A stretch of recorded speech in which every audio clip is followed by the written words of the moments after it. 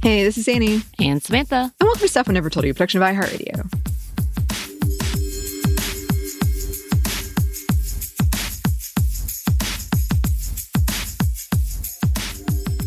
And welcome to another edition of Monday Mini. Today we are talking about gambling addiction and gambling disorder. So content warning for that. This has also been something we need to come back to as a bigger episode. We've been meaning to talk about this for a while. This is on our list. This has been on our list. So this is just a brief overview because I was thinking about it because we had this huge Powerball jackpot here in the U.S., which is just about the only time I gamble. Yeah. I'm not going to lie, Annie. Can I tell you? So in this last month, I've spent probably about $30 in different lottery things, and I've won $95. Oh, good for you. So I'm like, do I keep playing? I'm having, this is how people get cooked, isn't it? Isn't it? Yeah. Yeah, but that's pretty good. I feel like the most, I also play the slots, like, by that, I mean, like, I'll bet $20 at most over several days in Vegas. I'll never spend more than 20 at a time, if that. Usually it's 10. I cap at 10. Yeah, I have a cap. That's it. One time I did win $1,000. It's pretty sweet. I made a $65 profit. My partner keeps laughing at me with that rhetoric. I'm like, yeah, it's fair.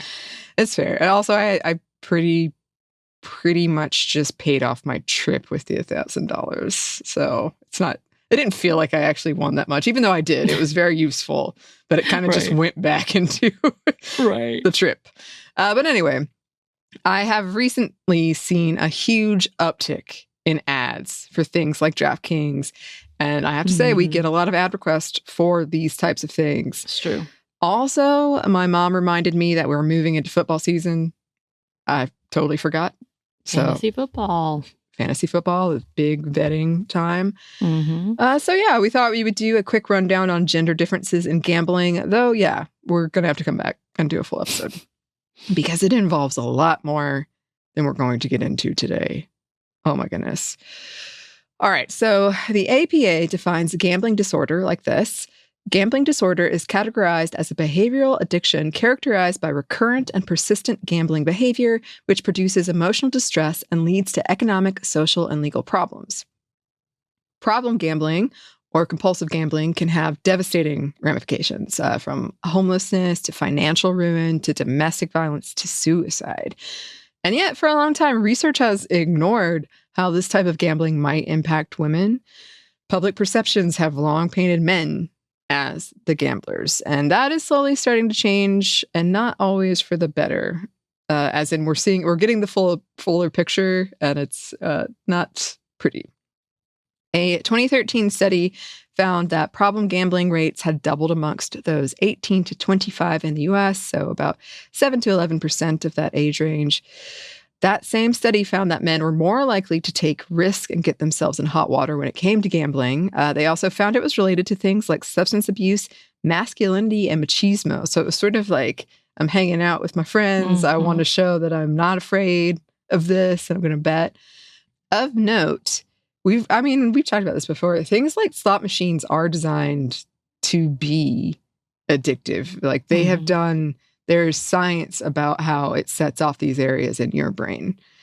So that's a thing. However, recently the numbers have shifted or been more studied, probably, especially when it comes to older women and gambling. A recent small study highlighted childhood abuse, maladaptive coping strategies, family members introducing you to gambling, and accessibility to discrete apps or methods of gambling for the perceived rise, or at least what we're now seeing, because again, it wasn't well studied, of women in gambling. Studies from 2018 indicate that the starting age of gambling between genders is about the same, and that women are catching up to men when it comes to gambling percentages.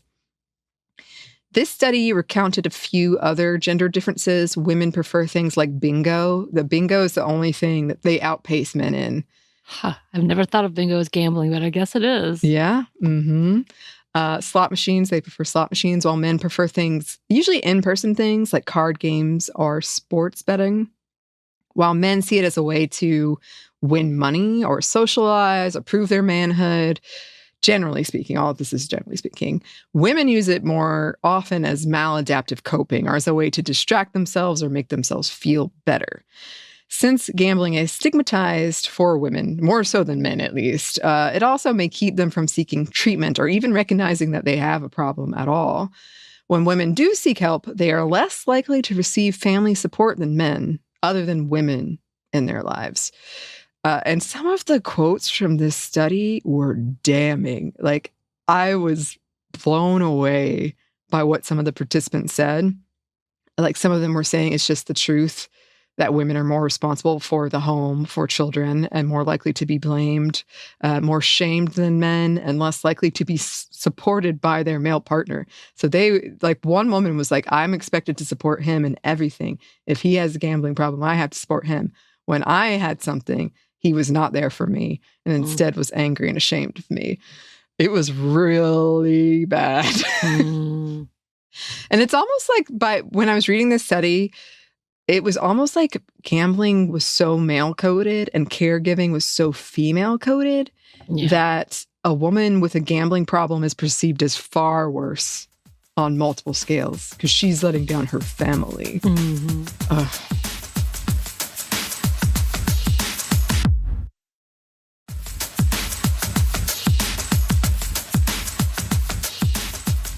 Swedish numbers found that women with compulsive gambling have increased and that they are less likely to seek help than men. Recent numbers out of Victoria, Australia indicate that about 51% of women gamble compared to 56% of men. A separate Australian study found that women were also gambling regularly. About 23% reported gambling once a week. The UK recently reported about a million women were at risk for gambling disorder. And clearly all of this is underreported, by the way. It's clear that this is stigmatized. And there are a few complications in reporting on this because another UK study found that when they removed lotteries, like the Powerball, for instance, that's not what they have, but the percentage of women gamblers halved. Okay. So it's like hard to get down to the nitty-gritty of it, of what's going on. But whatever it is, companies have taken notice. They realized that they were neglecting this demographic and they have stepped in.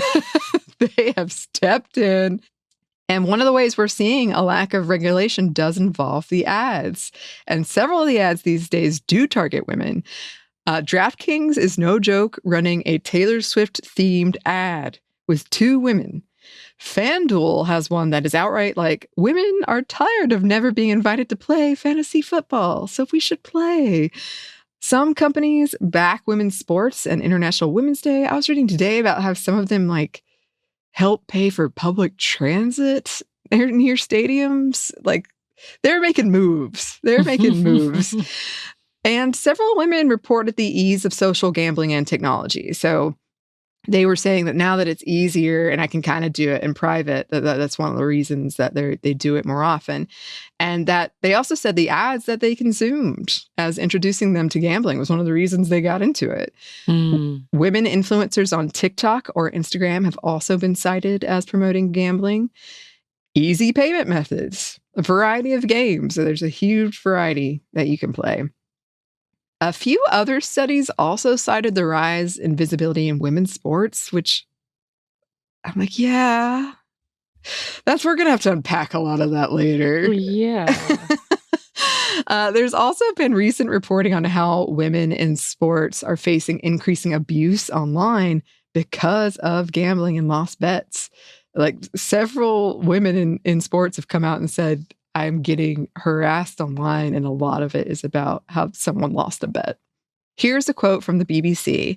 Flutter, the gambling operator which runs Paddy Power, said that 24% of all bets placed through its FanDuel brand during the 2024 Olympic Games in Paris were on women's events, with 60% of football bets placed on women's matches and 79% of gymnastics bets on women's events.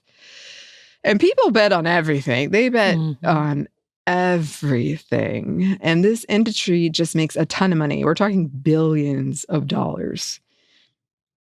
And this is a whole thing. As said, we're going to have to come back to it. More research is needed.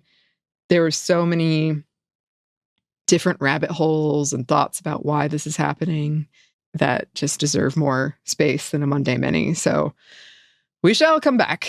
But in the meantime, that's an overview of what is going on here. Listeners, if you have any thoughts or any of these rabbit holes you really want us to cover, please let us know. You can email us at hello@stuffmonevertoldyou.com. You can find us on Blue Sky at Mom Stuff Podcast or on Instagram and TikTok at Stuff Mom Never Told You. We're also on YouTube. We have new merchandise at Cotton Bureau, and we have a book you can get wherever you get your books. Thanks as always to our super producer, Christina, our executive producer, Maya, and our contributor, Joey. Thank you. And thanks to you for listening. Stuff I Never Told You is a production of iHeartRadio. For more podcasts from iHeartRadio, you can check out the iHeartRadio app, Apple Podcasts, or wherever you listen to your favorite shows.